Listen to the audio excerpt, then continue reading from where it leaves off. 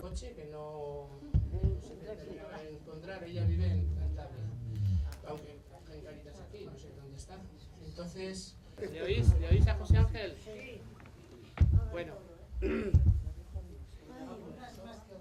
Arratsaldeon, buenas tardes.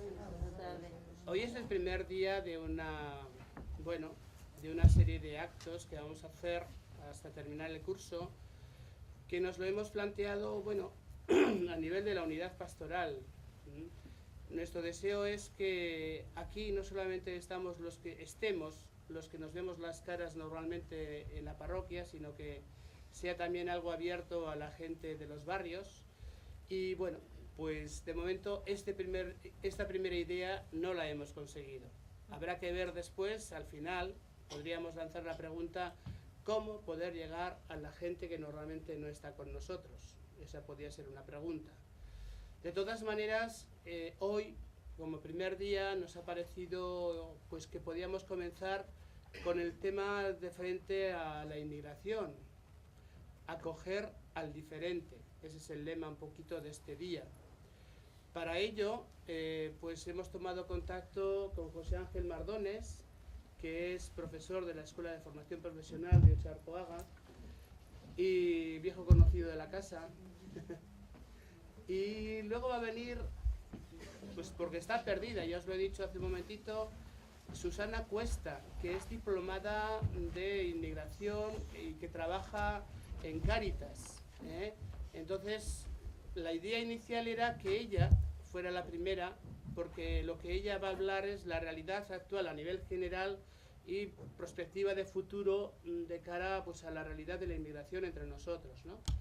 Porque lo que va a hacer José Ángel es algo más concreto referido a lo que se vive, además a nivel de educación, con los chavalas que vienen de otros países a vivir entre nosotros, ¿verdad? En último caso, en último apartadito, hablaré yo pues, de lo que pretendemos hacer desde el Grupo Pangea, que ya llevamos 5 años de recorrido aquí en la unidad pastoral. ¿Y qué es el Grupo Pangea? Porque a veces nos parece que no termina de entenderse lo que somos, ¿verdad? Pues hoy el deseo es de que al final nos vayamos enterando de eso también. Entonces, sin más, pues José Ángel, es tu palabra. Gracias. Bueno, buenas tardes. Yo voy a andar moviéndome porque, aunque las nuevas tecnologías son muy importantes porque nos permiten ir, mientras vamos viendo algunas cuestiones y podemos centrar un poco también nuestra mente, me falla el mando inalámbrico y entonces voy a tener que acercarme de vez en cuando para ir pasando las diapositivas. Entonces, por esa razón me veréis de un lado a otro. Y además porque soy un poco nervioso y eso también me ayuda a calmarme. Bueno, me invitaron para hablaros de inmigración y educación, y cuando te planteas qué decir, que os podía comentar, aparte de cuál es la experiencia que tenemos nosotros en el centro, sí comentaros que pensando en lo que es la inmigración, te das cuenta de que ¿quién no ha sido inmigrante alguna vez? Él o sus antepasados. Normalmente, o uno mismo, o sus padres, o sus abuelos, o sus bisabuelos, alguien se ha movido de un lugar a otro buscando unas mejores condiciones, a veces en las cosas que son más básicas, como puede ser la alimentación, la vivienda, la educación, otras veces pensando en cosas tan fundamentales como estas, pero que en nuestro mundo decimos que son secundarias, ¿no? Pero que son tan fundamentales como puede ser mayor libertad, mayor justicia, Todos nos hemos movido alguna vez de un sitio a otro buscando una mejora. Todos los seres humanos, desde el origen del ser humano, hemos sido realmente emigrantes, hemos salido de sitios y hemos llegado a otros buscando algo. En esta búsqueda, antes os comentaba, una de las cosas fundamentales que se busca es la educación. La educación es algo básico para que el ser humano vaya desarrollándose, vaya construyendo su forma de ser, vaya integrándose en la sociedad y vaya, y vaya también integrándose en todo lo que es el mundo profesional, el mundo laboral. Dentro del mundo de la educación, yo quería empezar comentándoos algo que no es ninguna idea mía. Esto es de allá por los años 1949, cuando se declara, cuando se llega a la Declaración Universal de los Derechos Humanos, después de haber pasado por la experiencia de la Segunda Guerra Mundial, en la que la gente lo pasa muy mal, tiene que ir de un sitio para otro, es perseguida. Entonces aparecen una serie de derechos humanos fundamentales, y dentro de esos derechos humanos, en esa carta que está aprobada por toda la humanidad, el artículo 26 nos habla del derecho de la educación. Tenéis ahí. Nos habla de que tiene que haber por lo menos una educación que sea elemental, básica, fundamental. En cualquier país esa educación debiera ser gratuita y debiera ser obligatoria. Nosotros en nuestra sociedad, aquí tenemos una educación que es gratuita y obligatoria desde los 6, la hemos rebajado a los 3 años, hasta los 16, que con asunto de repeticiones se puede llegar hasta los 18 o 19 años. Pero eso debiera ser en todos los sitios para cualquier persona, ¿eh? Por lo tanto, también aquí tiene que ser para cualquier persona, proceda de donde proceda. Y además nos dice que la educación no solamente hay que llegar a la básica, sino que hay que llegar también a una educación que pueda ser técnica y profesional. Y esa educación tiene que ser generalizada. Ella no habla de que es obligatoria, no habla de que es gratuita, pero que debe llegar a la mayoría de las personas. ¿Por qué? Pues porque si quiere tener cubiertas esas necesidades básicas de las que antes hablaba, esa profesión, ese saber hacer, ese tener unas competencias que te ayuden a desarrollar un trabajo adecuadamente, te va a permitir también tener un salario digno y poder llevar una vida digna. Por eso esa profesión, esa formación técnica y profesional, dice esta declaración, para todo el ser humano, que debe ser generalizada. Bueno, y acaba hablando ya de que también todo el mundo, en igualdad de condiciones, debiera tener acceso a lo que es la educación superior, que serían más estudios tipo universitarios. Pensando en la educación, y no solamente en la educación, podemos decir que no toda la inmigración es igual. Y ellos he puesto unos dibujos de algo que os voy a comentar a continuación. Podríamos hablar, no quiero hablar de tipos de inmigrantes, porque yo creo que no hay tipologías, hay personas, ¿eh? Entonces, como personas, cada una es distinta, cada familia es distinta, cada ser humano es distinto. Pero sí es verdad que cara a la educación nos hemos dado cuenta de que es muy diferente una persona que llega de otro país a una persona que es acogida aquí por una familia adoptada, ¿verdad? Hay muchas familias que han traído niños de China, de Rusia, de diferentes países sudamericanos, del este, asiáticos. Ese tipo de niños que normalmente se integran en la educación aquí, tienen unas características distintas, porque pertenecen a una familia con una cultura que es propia de aquí, entonces tienen unas facilidades de integrarse, aunque luego dicen que suelen tener problemas a veces cuando llegan a la adolescencia, pero tienen esa facilidad de que su ambiente, su entorno más cercano, conoce la cultura, sabe cómo desenvolverse en la vida, y eso le va ayudando a poderse integrar más fácilmente. Yo creo que la mayoría conocemos casos de esos niños y que ciertamente entran en la escuela, entran en infantil, en primaria, al principio les cuesta, algunos no saben el idioma, van aprendiendo poco a poco entre lo que aprenden en casa, lo que aprenden en la televisión, lo que aprenden en la escuela, van consiguiendo integrarse y van consiguiendo desarrollarse. Hay otras personas que vienen en familia, y el núcleo familiar es algo muy importante, porque te permite tener cubiertas otras condiciones que son básicas también. No solamente hemos hablado antes de la alimentación, de la educación, sino algo básico que es la afectividad. Cuando una persona viene y se encuentra en un entorno en el cual se siente querido, es distinto a una persona que viene, que sería el tercer caso, y que tenemos casos también de niños, chavales, chicos, chicas, con 12 añitos, a partir de 12 años, que te vienen, no sabemos exactamente cómo, algunos que sin patera, otros de otras formas, y acaban llegando aquí sin familias. Entonces, normalmente estos chicos y chicas, niños a veces, porque con 12 años están entrando justo en la adolescencia, están empezando a desarrollarse hacia el mundo adulto, pero siguen siendo niños, pues se encuentran con unas condiciones distintas, porque ese tipo de afectividad que da la familia, pues las instituciones no acaban de conseguir darlas de la misma forma.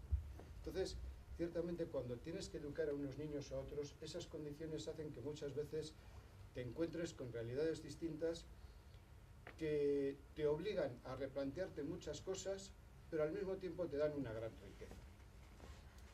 Hay otra condición que también repercute en la educación, que es muy distinto intentar educar y enseñar a una persona que viene ya manejando el idioma castellano. Es difícil que te venga de fuera manejando el euskera, pero el idioma castellano, pues hay muchas personas que vienen y tienen ese dominio y tienen una cercanía también cultural con la nuestra, una sintonía. Y eso hace que normalmente sea más fácil el poderse incorporar y el poder desarrollar un poco todo lo que es el mundo educativo con ellos. De todas formas, entre los que tienen el dominio del lenguaje, de la lengua castellana, también os he puesto ahí, es muy distinto relacionarte con un niño, un chico que ha seguido educándose en su país de origen hasta que llega aquí, a otros casos que te encuentras en los que, pues por las condiciones de vida de su país de origen, a los 10, 11 años ha abandonado los estudios, ha empezado a hacer cosas, a trabajar, y resulta que viene aquí ya con 14, 15 años, obligatoriamente tiene que integrarse en el mundo educativo, pero ha habido ya esa etapa en el que ha perdido un poco esa sintonía con la escuela, y cuesta recuperarla. Pero también tenemos gente que nos llega sin conocimiento de castellano alguno, con lo cual tienes un problema todavía más original, que es cómo puedes comunicarte con él. Una vez logras la comunicación, las cosas ruedan más fáciles, pero cuando no consigues, imaginaros que yo estuviera hablando ahora un idioma que no conocierais ninguno. Pues sería algo caótico, ¿no? Sería algo que no podríamos llegar a entendernos nunca. El idioma es fundamental, el lenguaje es fundamental. Entonces, con estas personas que vienen sin conocer el castellano, ciertamente lo prioritario es conseguir una lengua común en la que poder entendernos. Y mientras ellos van consiguiendo hacerse con el castellano, porque luego van a tener que entenderse con otras personas a su alrededor, desde los centros educativos tenemos que buscar esas figuras, a veces compañeros suyos que conocen, que han venido antes, conocen ya suficientemente el castellano, conocen el idioma de la otra persona y te sirven de intérpretes. Y por lo menos así, mediante intérpretes, conseguimos esa comunicación. Algo parecido está ocurriendo también en el mundo sanitario. Hace poco, hablando con un médico, me comentaba que cuando estábamos en cruces, cuando llega allí una persona de otro país y les había llegado, no me acuerdo si era de Rumanía, no sabía castellano, entonces tienen ellos un sistema telefónico en el que telefónicamente entran en contacto con un intérprete y automáticamente, a través de móviles, lo que hacen los móviles, pueden entenderse con el enfermo que lo tienen allí mismo en la cama. Pero sin ese móvil sería imposible entenderse con ellos. El lenguaje es fundamental. Y luego, además del lenguaje, es muy distinto cuando te viene un chico o una chica que, además de no saber castellano, no está alfabetizado en su lenguaje materno. No sabe leer ni sabe escribir en el idioma de su familia, de su madre, ¿no?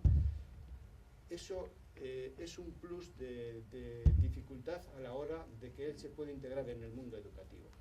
Y la integración en el mundo educativo es algo esencial si queremos que esas personas vayan integrándose en la sociedad de una forma digna, vayan encontrando su puesto, su lugar y puedan seguir desarrollándose como personas. El mundo, la sociedad, la gente, somos imprescindibles.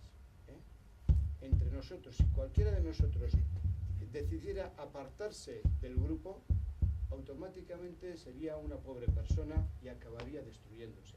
Nos necesitamos unos a otros y el lenguaje es algo fundamental en ese necesitarnos. Seguimos con más cositas. Bien, pues tenemos toda esta tipología que podríamos seguir hablando de ella, de personas que pueden venirnos de otros lugares, y ante ellos, no los centros educativos, ¿qué hace la sociedad? ¿Qué hacen los gobiernos, ¿no? Pues los gobiernos van dando diferentes tipos de respuestas educativas. Si viene un niño, si viene un adolescente, automáticamente es integrado por el gobierno vasco en la red de la educación.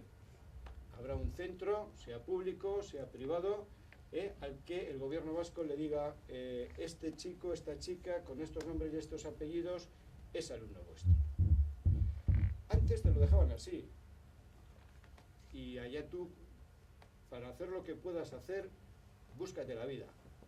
El gobierno se ha ido dando cuenta de que hay una serie de necesidades en las que nos pueden ayudar. Y entonces, pues ha ido poniendo, ¿no? Nos ha ayudado también a ir pensando, planeando esos planes de acogida, ese acercarte a ellos, ayudarles a que se acerquen a ti, a que entiendan dónde están entrando, a que sepan cómo moverse, con qué actitudes moverse, ¿eh? Esos planes de acogida son importantes.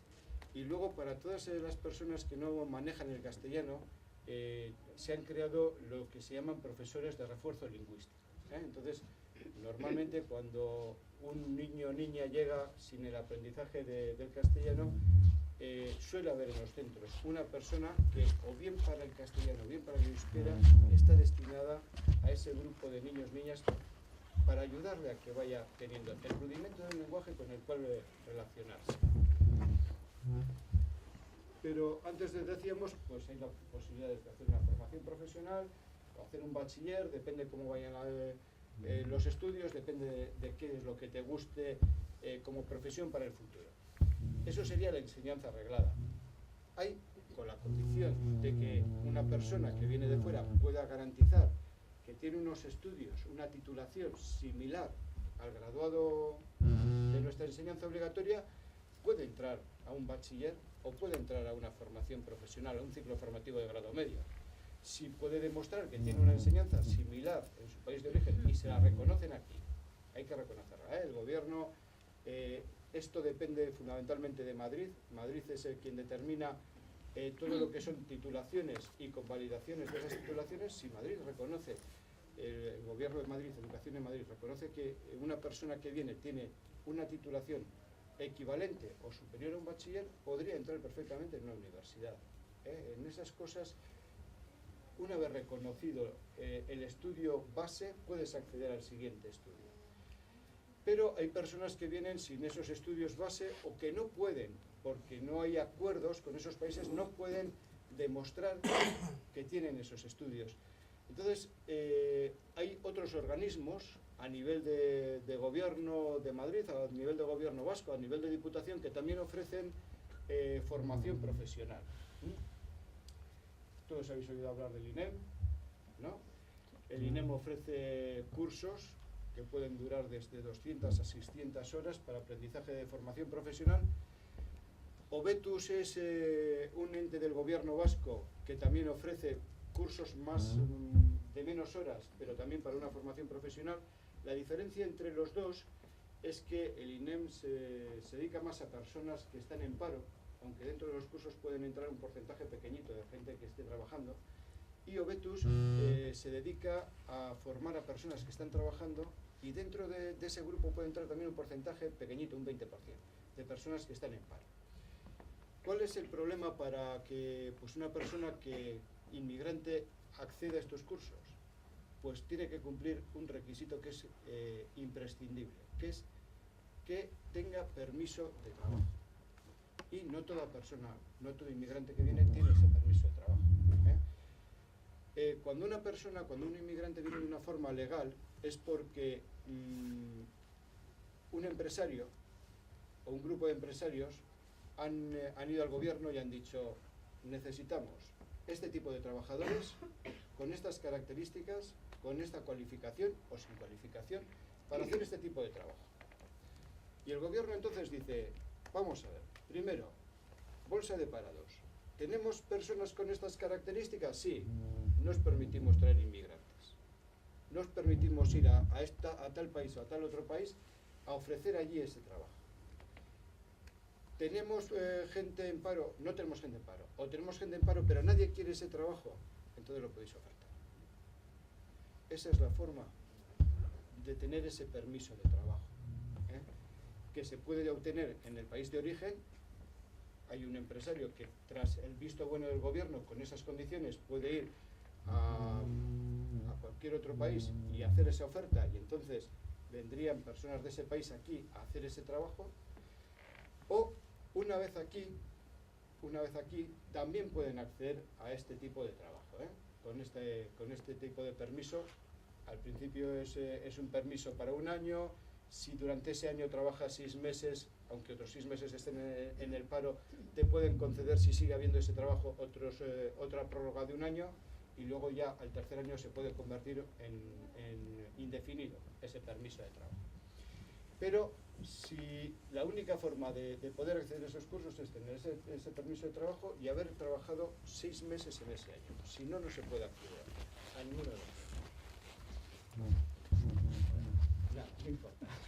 Adelante. Bueno, seguimos un poco. Y para aquellas personas que no tienen ese permiso de trabajo, Diputación crea también cursos. Pero el problema que tiene, os lo he puesto ahí abajo, es que, claro, sin permiso de trabajo, por mucho que hagas ese curso, no puedes acceder al trabajo. Con lo cual es una formación que puede venir muy bien. Si luego te sirve para volver a tu país de origen y desarrollarla allí, pero sin ese permiso no lo vas a desarrollar. Esto es lo que de alguna forma se nos ofrece. Nosotros en nuestro centro,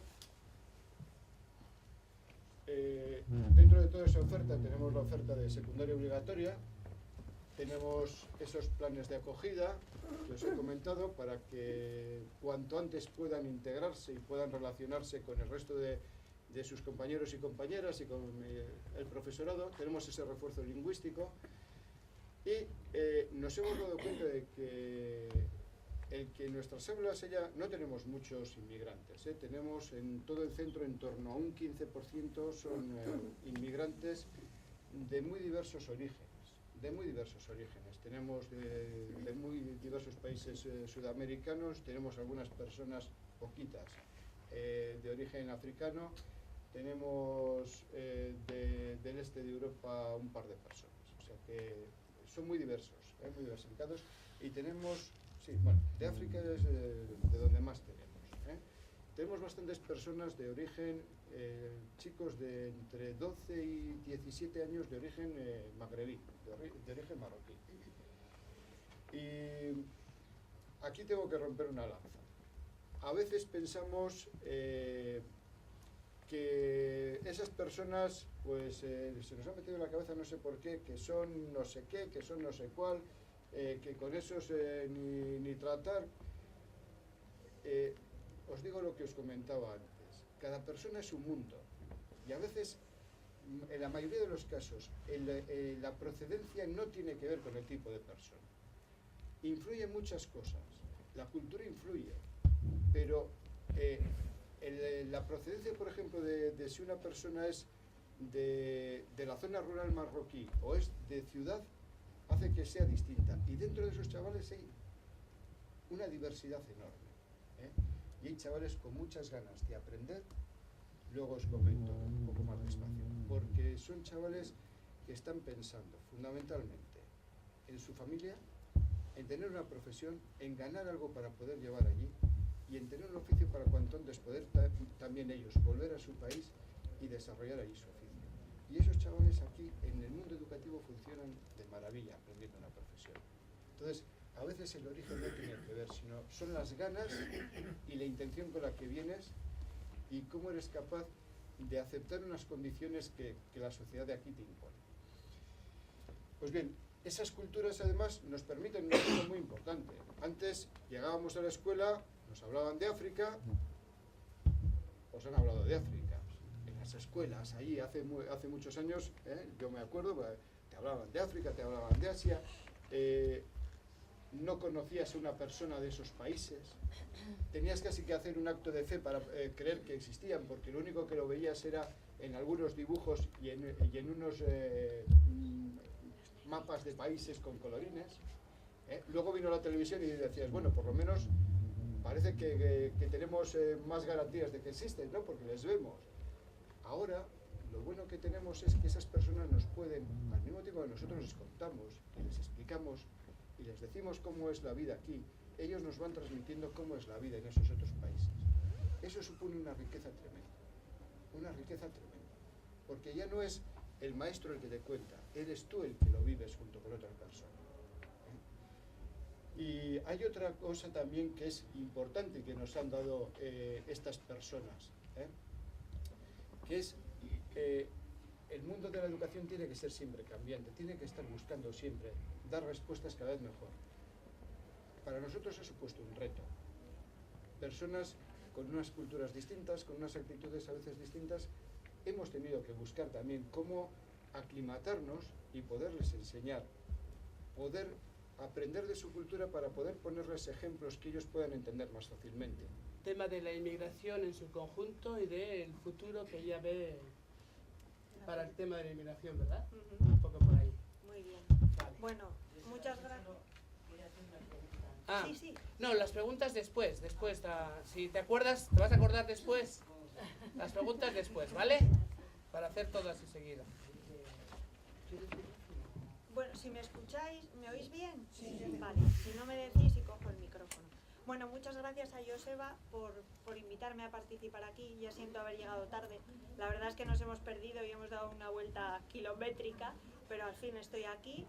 Y bueno, y gracias a vosotros y a vosotras por interesaros en un tema que me parece fundamental, que nos repercute a todos, que es el tema de la inmigración, y que creo que todos estamos obligados, o por lo menos es un placer más que una obligación, el crear una sociedad plural, estas sociedades que dicen multicultural o intercultural. Yo pienso que son nuestros nuevos vecinos y que entre todos deberíamos construir esa sociedad. Entonces me parece muy interesante que hayáis venido, que os interese este tema y que entre todos hagamos ese esfuerzo de crear esa sociedad plural. Bien, a mí me gustaría, desde mi perspectiva en Cáritas, bueno, yo he estado 4 años trabajando como voluntaria en el servicio jurídico. Entonces ahí tenía un trato directo con inmigrantes y bueno, más que nada era el tema de la regularización de todos lo que se llama sus papeles. Ahora soy técnica de migraciones y lo que hago es dar respuesta a todos los servicios de Cáritas que tienen que ver con la inmigración. Claro, cada vez el porcentaje de personas es mayor, el que acude a nuestros centros, tanto a Noravide, los centros de empleo, como a centros de formación social o de formación profesional, y entonces ahora lo que hago es dar respuesta a todos esos servicios. Y como digo yo, me parece que el papel que tengo ahora es más de socióloga, de ver un poco cuál es el perfil de inmigrante que llega y cuáles son las demandas de estos inmigrantes que llegan. Entonces, bueno, yo lo que había hecho es una pequeña introducción para que vierais cómo estamos, proceden de alguno de los 26 países restantes de la Unión Europea. Y bueno, me decía Joseba que a ver si tenía datos sobre los municipios, ¿verdad? Y hemos estado buscando y en realidad no tengo datos concretos sobre cuáles son los municipios que más aglutinan inmigración, pero sí que es verdad que entre las 3 capitales vascas aglutinan y luego tener derecho a todas las prestaciones de desempleo, por ejemplo, que tiene el resto de las personas autóctonas o personas que residen legalmente, y en ese caso no se da esa situación. Entonces vemos cómo la ley a veces, por la situación en la que está, de la manera que está regulada, lo que les hace es abocarles a vivir de esa manera o a pedir prestaciones, estas prestaciones básicas que son la llamada renta básica, o a trabajar en economía sumergida en ocasiones en condiciones inferiores a la de los autóctonos. ¿De acuerdo? ¿Me habéis entendido bien? Si hay alguna pregunta, interrumpidme, ¿eh? Y yo creo que si no les queda algo claro, ¿vale? Y que finalmente no se apruebe, no sé si lo vamos a conseguir, pero bueno, es nuestro objetivo.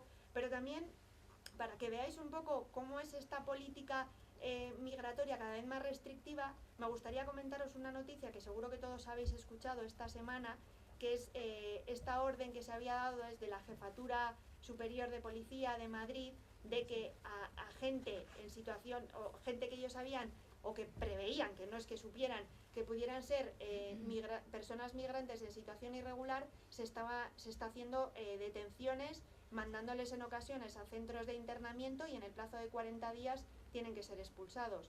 Entonces, veis un poco, porque antes es cierto que había las llamadas zonas calientes, ¿no?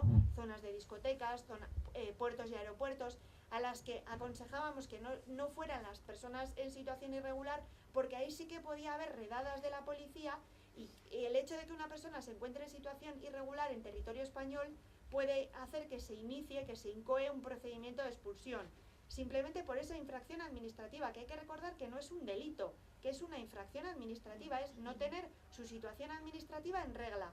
Bueno, pues eso influye en el hecho de que ahora cada vez más las zonas llamadas calientes no son solamente pues zonas como de bares, de discotecas, sino que se estaba a la salida de colegios o a la entrada de sitios donde se sabía que trabajaban personas migrantes.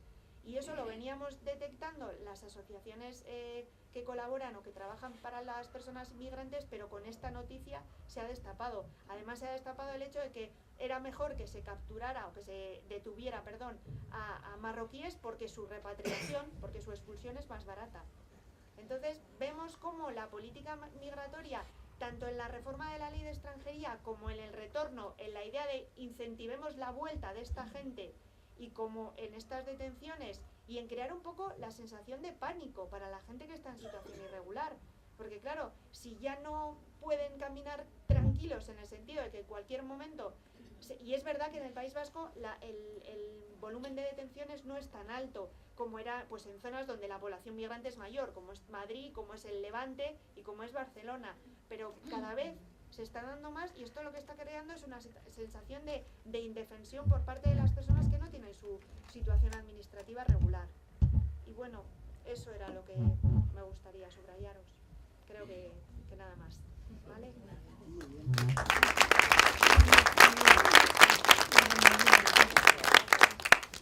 Como lo que yo voy a hablar después es también inmigración, pero no tienes otra forma de verlo, otra realidad.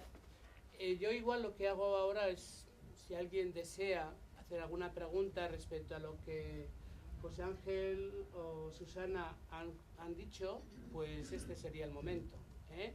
A ver, Tere, Mari Carmen. Ya conocemos tu labor, pero así como tú dices que te enriquece y que hay una cosa mutua, yo te quería preguntar cómo es la respuesta del resto del alumnado. Si los acogen, si los rechazan, si buscan polémica o cómo es el resto del alumnado con ellos, como compañeros. Yo creo que generalizar es imposible. O sea, bueno. decir, yo creo que hay de todo. Vive situaciones que son racistas, 100% racistas, y vive situaciones de una amistad que de lo más normal, pues como yo creo que debiera ser, ¿eh? Pero sí es verdad que todavía nos quedan esos ramalazos de, yo creo que es a veces de rechazo a lo desconocido, y luego se ha creado un miedo que yo creo que es irracional a que vienen y me quitan mi puesto de trabajo, que no es verdad, pero eso queda por debajo de mucha gente todavía, y muchas. No, este curso ha habido una situación en la que verbalmente ha habido una expresión racista y por debajo estaba esa situación. Claro, lo que tienes que hacer dentro de un centro educativo es coger y decir, bueno, primero vamos realmente a mostrar que eso no es así, y segundo vamos a enseñarles que se puede vivir de otra forma y que lo que aportan es infinitamente mucho más que lo que parece que nos pueden perjudicar. No hace mucho se estaba hablando de que muchas de nuestras jubilaciones iban a ser gracias a las cotizaciones de las personas que han venido de otros países. Y es verdad. Entonces, hay veces que actuamos a base de unos prejuicios que son totalmente irracionales. pero que están en nuestro subconsciente y que a veces es porque de alguna forma lo que notas como diferente a ti te da miedo. Y el miedo a veces te hace reaccionar de una forma que no es lógica y que es violenta. Pero vamos, no es mayoría, ¿eh? Yo creo que mayoritariamente hay una convivencia normal, hay gente que se va muy bien, hay otras personas pues, que pasan alrededor como... Pero lo mismo que con otras personas, y hay hechos puntuales. ¿Quiere? Sí, igual quizá no tengas esta información porque se sale ya del centro donde trabajas, pero a mí me surge esta pregunta.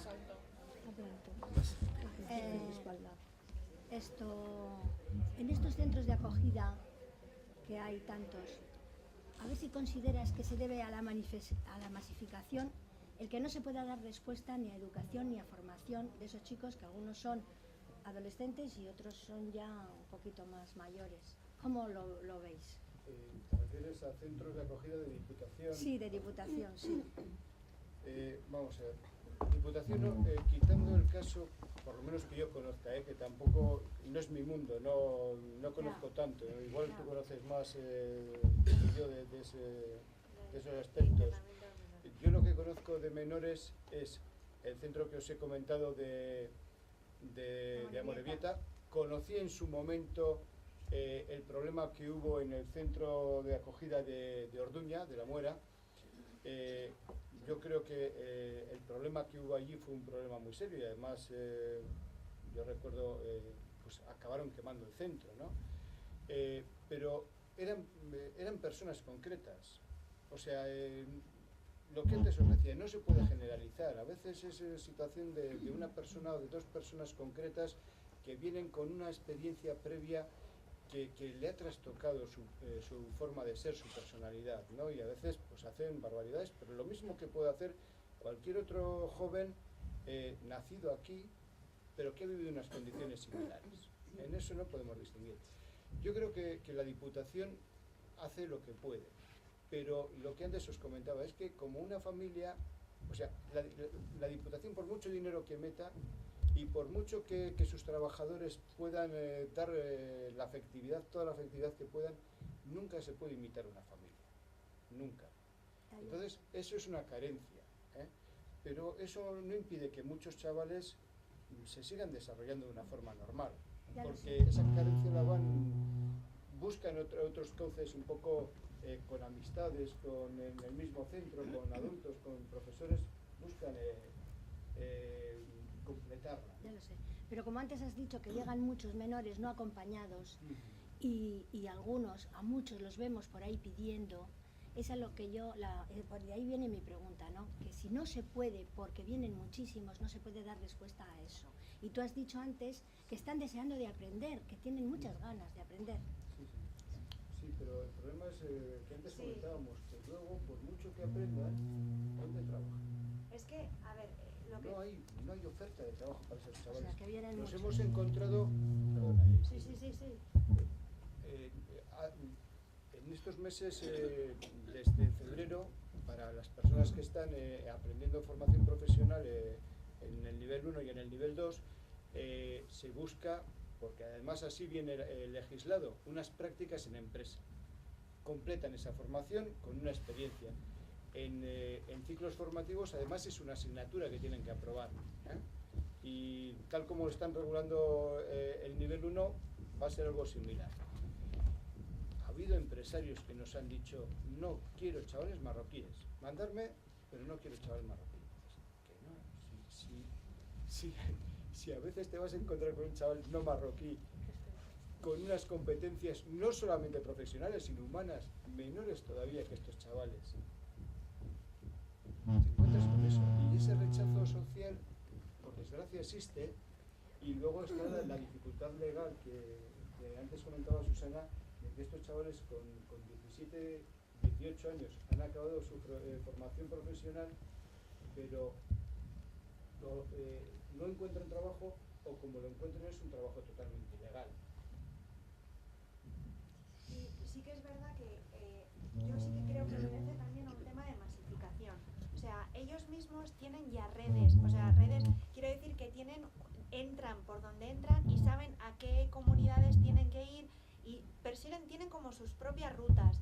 Es verdad que desde la Diputación se está quejando en el sentido de que aquí están llegando muchos menores no acompañados y igual el porcentaje de los centros en otras comunidades no están tan masificados. O sea, yo creo que en parte responde a un tema de que hay demasiado volumen, pero que no debemos olvidar que se trata de menores. O sea, es que es verdad que muchas veces los vemos en la calle que podrían estarse formando y podrían salir con una autorización de trabajo y de residencia de esos centros, y de hecho esa es nuestra petición, y la petición y el deseo, aunque es cierto que cada vez tienen más dificultad para acceder a un puesto de trabajo, con lo cual esa o bien la consiguen y luego la pierden porque no se cotiza, o ni siquiera llegan a conseguirla. Pero sí que es cierto que ahora tienen unos canales o unos itinerarios que ellos siguen y que están llegando cada vez más a la comunidad autónoma vasca. O sea, podría ser un tema de masificación y necesidad de aportar más medios, claro. Yo creo que todavía no son excesivos los chavales que vienen con esas características. Y luego, hombre, la respuesta educativa es muy diversificada, depende de las apetencias del chaval. Es que además mayoritariamente hablo de chaval porque la mayoría en mi centro solamente tenemos chicos de origen magrebí que vienen sin familia. No sé si habrá muchas chicas, yo no he conocido. Dices, sí es verdad que dentro del sistema de Diputación pues les van llenando pisos. Yo creo que ya hacen una cosa buena, que no tienen pisos en exclusiva porque eso crearía guetos también y les perjudicaría tremendamente a estos chavales. Pero yo creo que todavía la Diputación tiene posibilidades de atender y bien. Con eso que os decía, o sea, nunca van a atender como puede atender una familia. A mí me ha sorprendido cuando estadísticamente hay como un 5%, porque claro, tú cuando estás así en la calle, los rumores y lo que te dicen entre que están circulando cantidad de emails por ahí de que vienen y nos están quitando todo y son los que tienen los privilegios de vivienda, de educación, de sanidad y de todo, pues es que da la impresión de que parece que nos comen la merienda y luego ves que no. Lo que pasa que es verdad que como que se hacen notar más o pasan 3 veces y ya nos parece que están invadiéndonos, ¿no? Y eso es muy, muy triste porque yo a veces me llega cada cosa que digo, ¿cómo puedo? O sea, es una falta de información y de machacar, ¿no? Ante todo este mundo. Recuerdo en noviembre del año pasado se hizo un encuentro confederal de migraciones de todas las Cáritas y vino un sociólogo, Xavier Torrens, y él nos decía que distinguía entre el tópico y el prejuicio.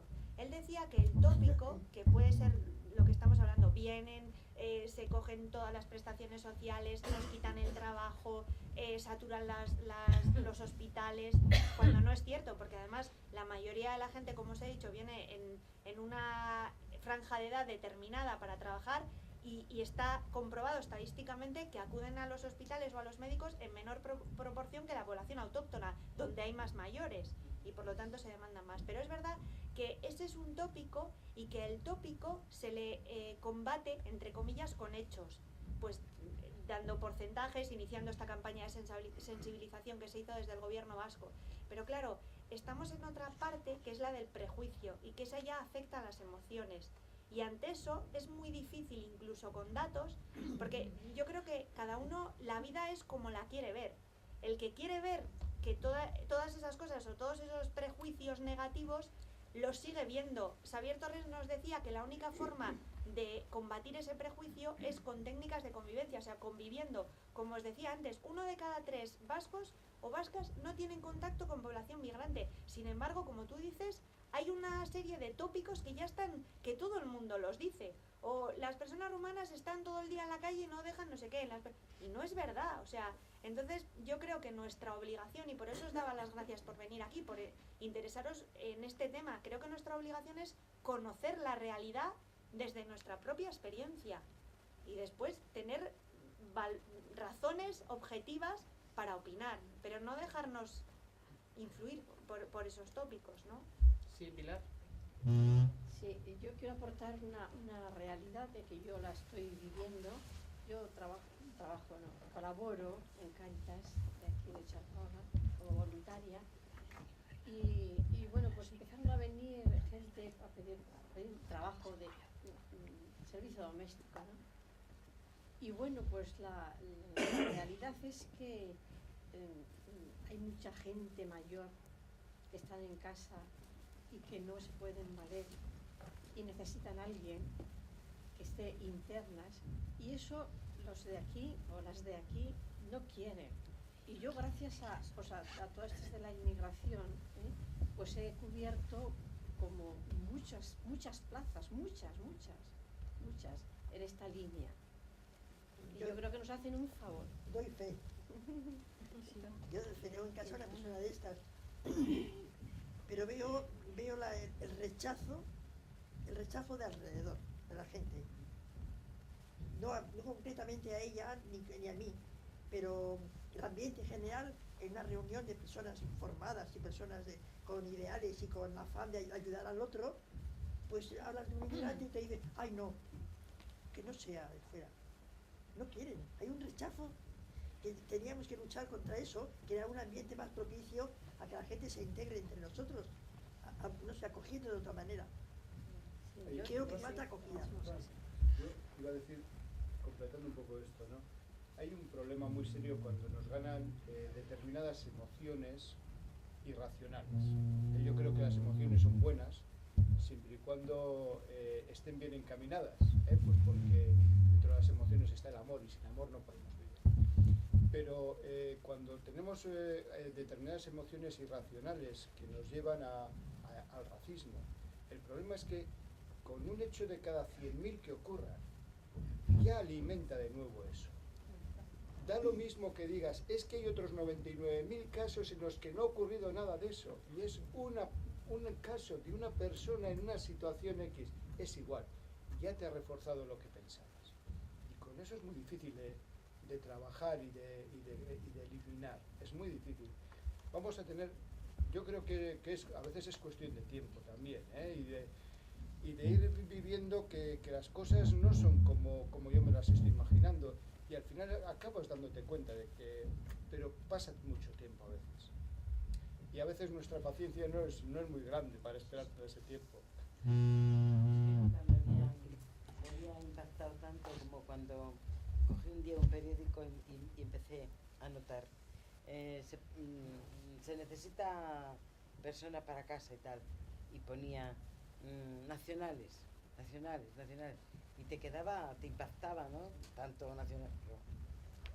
Y luego resulta que tú vas por cualquier paseo o por las calles y estás viendo gente mayor acompañada de personas así. Luego, ¿qué pasa? O sea... Sí.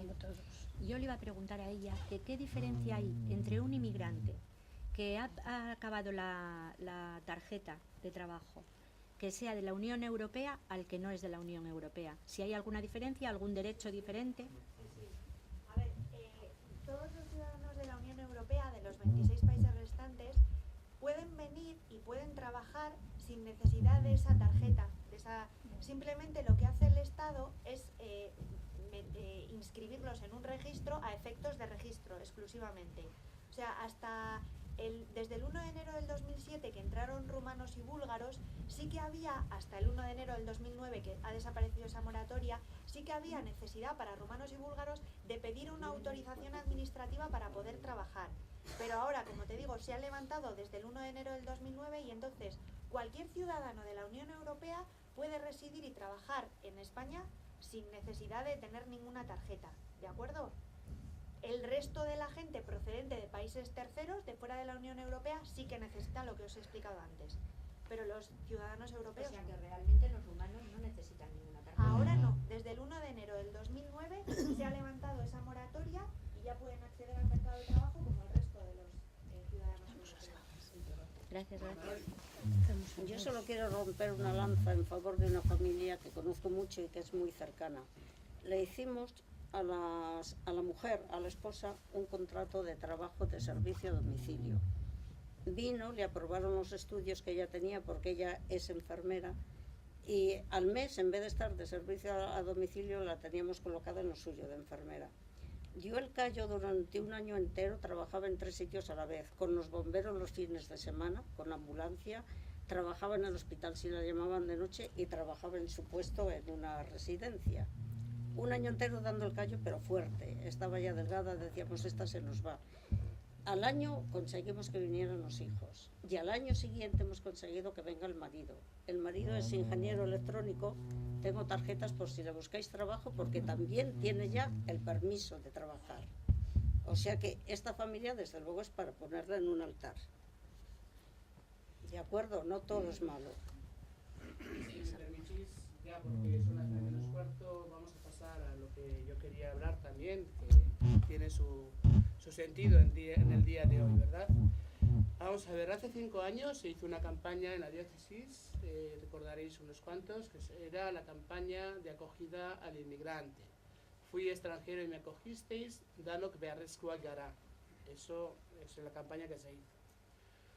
A partir de aquella campaña que terminó con una gran movida de gente en la que estuvimos no sé cuántas, pues igual 5.000 personas o más, en la feria de muestras antigua,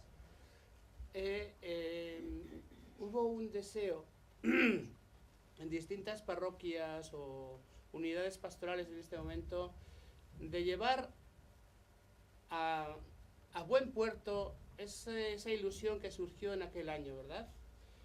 A consecuencia de eso surgieron los grupos interculturales que están coordinados por Cáritas, y que estamos en distintos lugares, entre otros aquí en Otxarkoaga, Txurdinaga.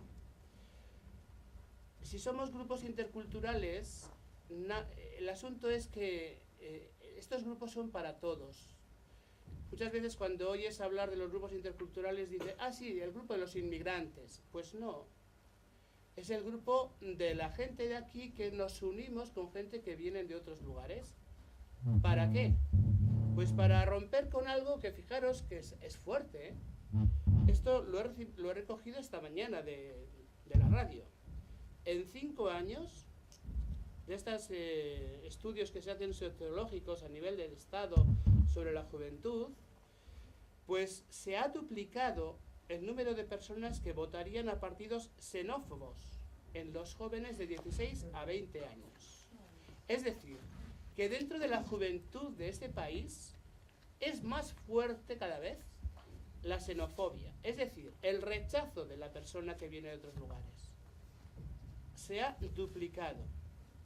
Y el 63% de los jóvenes, 63% de los jóvenes menores de 30 años estima que el porcentaje de inmigrantes sobre el total de la población es excesivo. Sobran inmigrantes. Eso dentro de los jóvenes, ¿eh? Entonces, bueno, nosotros pues nos lanzamos a algo que es precioso, ¿no? Estamos en estos 5 años, pues el grupo nuestro Pangea, que intentamos que el grupo exprese en su vida lo que Pangea es o era. Se dice que en los comienzos del globo terráqueo los continentes estaban unidos, estaban rodeados por los océanos.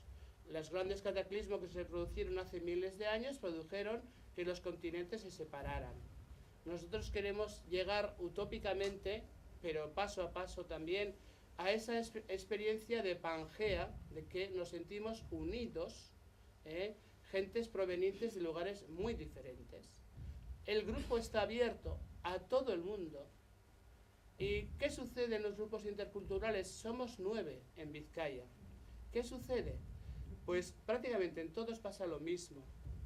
Unos poquitos de aquí y un montón de gente, pues igual el 80% del porcentaje de los grupos, de gente que proviene de otros lugares, normalmente de Latinoamérica. Pero es que no solamente eso, la mayoría de los componentes de los grupos interculturales somos católicos, o nos declaramos así, ¿no? Pero estos grupos deseamos que sean abiertos, de la misma manera que antes José Ángel hablaba del tema de la educación abierta a todo el mundo, también queremos que lo sean a gente que venga de todas partes. Entonces, que de alguna manera está sucediendo en nuestro barrio, sobre todo de Ocharcoaga. Churdínaga no, porque los pisos son mucho más caros en Churdínaga. Pero en Ocharcoaga está sucediendo que cada vez más tenemos vecinos provenientes de otros países. Y esto va a seguir aumentando por una razón muy sencilla. Una vez que una persona tiene la nacionalidad, puede acceder a un piso de viviendas municipales. Antes no. Y cuando accede a un piso de viviendas municipales, accede a algo a lo cual puede llegar con muchísima más facilidad que a cualquier otro piso. Eso va a suponer que en nuestro barrio, vuelvo a decir, sobre todo Ocharcoaga, va a haber cada vez más gente proveniente de estos países. ¿Y por qué no vivir la experiencia de vivir cercanos, conociéndonos, enriqueciéndonos los unos con los otros? Esto es lo que experimentamos en estos grupos interculturales. Concretamente en el nuestro nos reunimos un sábado al mes. Y de 6 a 8 solemos hacer, bueno, pues diversos temas. Y después terminamos siempre con una merienda con productos que llegan de los países que formamos parte del grupo, claro. Entonces, como pensar un poco, también animaros a que este grupo esté abierto, que queremos que sea de todo.